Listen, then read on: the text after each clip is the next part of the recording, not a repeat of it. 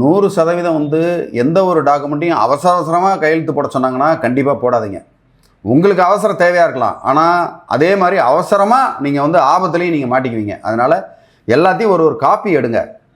விவரமானவங்ககிட்ட, உங்களுக்கு தெரியல அப்படின்னா விவரமானவங்ககிட்ட அந்த மைக்ரோ லெட்டர், சின்ன சின்ன லெட்டரில் இருக்கிறத படிக்க சொல்லுங்கள். வரி வரியாக படித்து அதில் உங்களுக்கு பாதகமானது என்ன இருக்குன்னு பார்த்து அந்த பாதகமானதை ரிமூவ் பண்ண சொல்லி அதுக்கப்புறம் தாராளமாக நீங்கள் வந்து அந்த வங்கிகிட்ட கேட்கலாம். இல்லைனா வேறு வங்கி, பல வங்கிகள் இருக்குது. இப்போ லோன் கொடுக்குறதுக்குலாம் வந்து அவ்வளோ பேர் ரெடியாக நிற்கிறாங்க. அதனால் நீங்கள் ஓடி போய் அவசரமாக செய்யணும்னு அவசியம் இல்லை.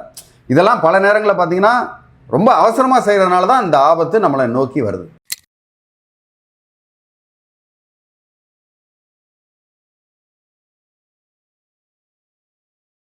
நம்மளே விவரம் தெரிஞ்சால், ஃபினான்ஸ் மற்ற இதெல்லாம் தெரிஞ்சோன்னா நம்மளே பார்க்கலாம். ஏன்னா ஒரு சில வழக்கறிஞர்களுக்கே இந்த மாதிரி ஒரு ஃபினான்ஸ் சமாச்சாரங்கள்லாம் தெரியாது. அதனால் நீங்கள் வந்து அந்த நிபுணர், சம்மந்தப்பட்ட நிபுணர், இல்லைனா உங்களுடைய சார்ட்டர்ட் அக்கௌண்டன்ட்டு அந்த மாதிரி ஒரு நிபுணர்கிட்ட கேட்டுட்டு அதுக்கப்புறமா சட்ட ரீதியாக அதுக்கு என்ன அதுக்கு நிவாரணம் இருக்குது, என்ன நீதி கிடைக்கும் அப்படின்றத அதுக்கப்புறம் நீங்கள் வழக்கறிஞரை வச்சு பார்த்தீங்கன்னா உங்களுக்கு வெற்றி நிச்சயம்.